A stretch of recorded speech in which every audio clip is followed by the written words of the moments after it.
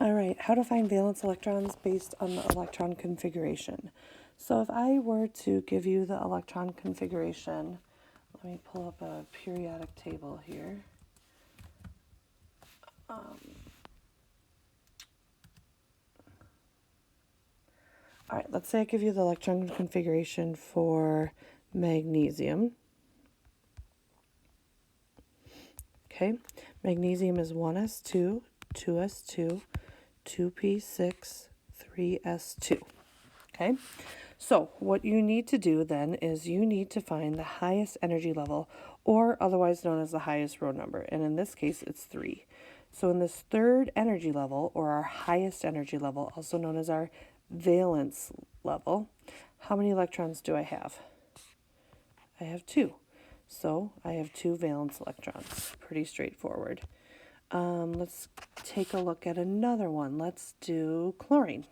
Okay, chlorine.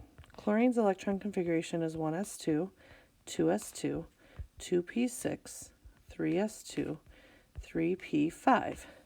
Okay, in this case, I have 2 level 3 energy levels. So in this S energy level, I have 2 valence electrons. And in the P energy level, I have 5 valence electrons. So 2 plus 5 is going to give me 7 valence electrons. Straightforward.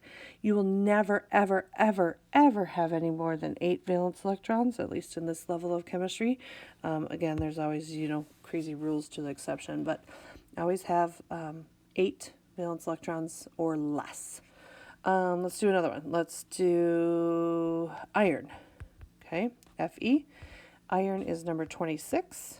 So if I go number 26, I'm going to go 1s2, 2s2, 2p6, 3s2, 3p6, 4s2, and then when I go into this D block, remember I got to drop down, so it's going to be 3d, 1, 2, 3, 4, 5, 6, 3d6. So find the highest energy level, and in this case, the highest energy level isn't our very last level like the 3p6s. It's actually the 4s. And since 4 is our highest energy level, we will only have 2 valence electrons.